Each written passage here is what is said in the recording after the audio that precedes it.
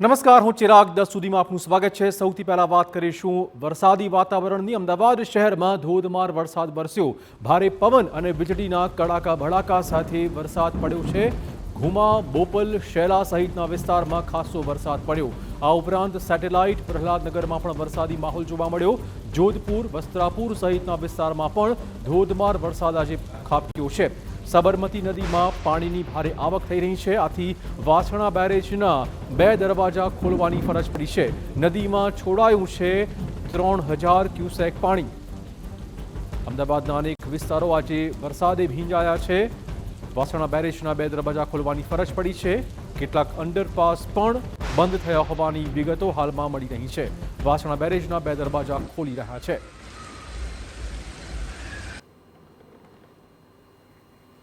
તો અમદાવાદ શહેરના દ્રશ્યો. પીક અવર્સમાં ધોધમાર વરસાદ પડતા અનેક વિસ્તારોમાં ટ્રાફિક જામની સમસ્યા સર્જાઈ હતી. જોઈ શકો છો, અલગ અલગ વિસ્તારોના દ્રશ્યો છે. અમદાવાદમાં મેઘરાજાની તોફાની બેટિંગ. સરેરાશ લગભગ 2 ઇંચ વરસાદ પડ્યો હોવાના સમાચાર છે. સેટેલાઇટ, પ્રહલાદનગર વિસ્તારમાં વરસાદ વરસ્યો હતો. અનેક વિસ્તારોમાં ટ્રાફિક જામના દ્રશ્યો પણ સામે આવ્યા હતા. જોધપુર, વસ્ત્રાપુર સહિતના વિસ્તારોમાં ખાસો વરસાદ પડ્યો છે. ઘુમા, બોપલ અને શેલા વિસ્તારમાં પણ વરસાદ પડ્યો હતો. ટૂંકમાં અમદાવાદ શહેરના તમામ વિસ્તારો આજે વરસાદે ભીંજાયા છે.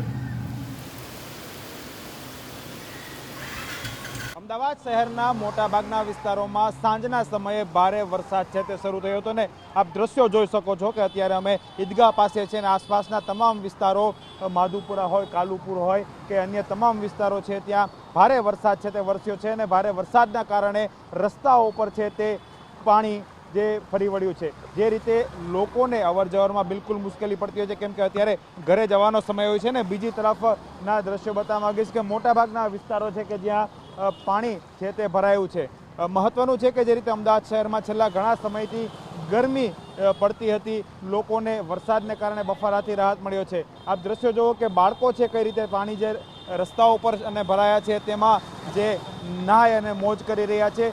જે રીતના હવામાન વિભાગ દ્વારા પણ આવનારા 3 થી 4 દિવસમાં વરસાદની આગાહી કરી છે અને અમદાવાદમાં બપોર બાદ જે વાદળછાયું વાતાવરણ હતું ને સાંજે અનેક વિસ્તારોમાં વરસાદ વરસ્યો હતો ને અત્યારે શહેરના મોટા ભાગના વિસ્તારો એટલે કે સમગ્ર અમદાવાદમાં વરસાદ છે તે વરસી રહ્યો છે ને આ મુજબ જ અલગ અલગ વિસ્તારોમાં છે હવે પાણી ભરાવાની શરૂઆત પણ થઈ ચૂકી છે. કેમેરા પર્સન રોશન સાથે હરીન માત્રાવાડિયા, TV9 અમદાવાદ.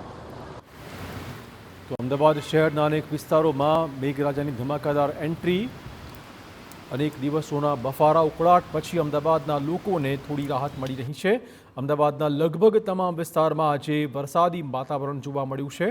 ખાસ કરીને સેટેલાઇટ, પ્રહલાદનગર, શેલા, ઘુમા, દેવરાજ પાર્ક, માણેક બાગ, નહેરુનગર આ તમામ વિસ્તાર એવા છે કે જ્યાં સારો કહી શકાય તેવો વરસાદ પડ્યો છે. જોકે પીક અવર્સમાં વરસાદ વરસતા અનેક ઠેકાણે ટ્રાફિક જામની સમસ્યા પણ સર્જાઈ હતી.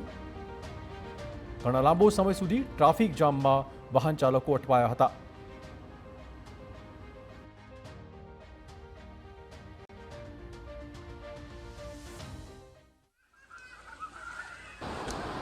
તો અમદાવાદમાં પ્રથમ વરસાદે જ અનેક પ્રશ્નો તંત્રને પૂછવાની શરૂઆત કરી દીધી છે. અલગ અલગ વિસ્તારોમાં પાણી ભરાવાના બનાવો પણ સામે આવી રહ્યા છે. અત્યારે હાલ અમે અમદાવાદના ઘુમા વિસ્તારમાં ઉપસ્થિત છીએ અને અહીંયા આપ જોઈ રહ્યા છો કે સ્મશાન ગૃહ પાસેનો જે સમગ્ર રસ્તો છે કે જે સાઉથ બોપલને રોકે છે, ત્યાં પહેલા વરસાદમાં જ પાણી ભરાવાના બનાવો સામે આવ્યા છે. આ સિવાય મુખ્ય જે રસ્તો છે બોપલથી ઘુમાને જોડતો, ત્યાં પણ જ્યારે વરસાદ પૂરજોશમાં ચાલી રહ્યો હતો ત્યારે પાણી ભરાવાના જે પ્રશ્નો છે એ સામે જોવા મળતા હતા. મહત્વની વાત એ છે કે જ્યારે અમદાવાદ મહાનગરપાલિકા વિસ્તારમાં ભારે વરસાદ એક સાથે ઝીંકતો હોય છે ત્યારે એ મહાનગરપાલિકાની જે કામગીરી છે એને લઈને પ્રશ્નો ઊભા કરતો જોવા મળતો હોય છે. કારણ કે જે પ્રકારના વરસાદી પાણીના નિકાલની વ્યવસ્થા હોવી જોઈએ એ છેલ્લા અનેક વર્ષોથી જોવા નથી મળતી અને જ્યારે વરસાદ એક સાથે વધારે પડતો ખાબકતો હોય છે ત્યારે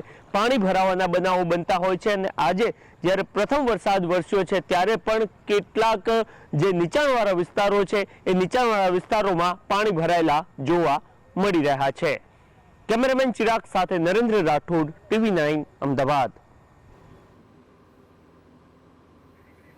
તો અમદાવાદના અનેક વિસ્તારોમાં પાણી ભરાવાની સમસ્યા પહેલા વરસાદે જ સામે આવી છે. દ્રશ્યો જોઈ શકાય છે. 4 દ્રશ્યો ટીવી સ્ક્રીન પર છે.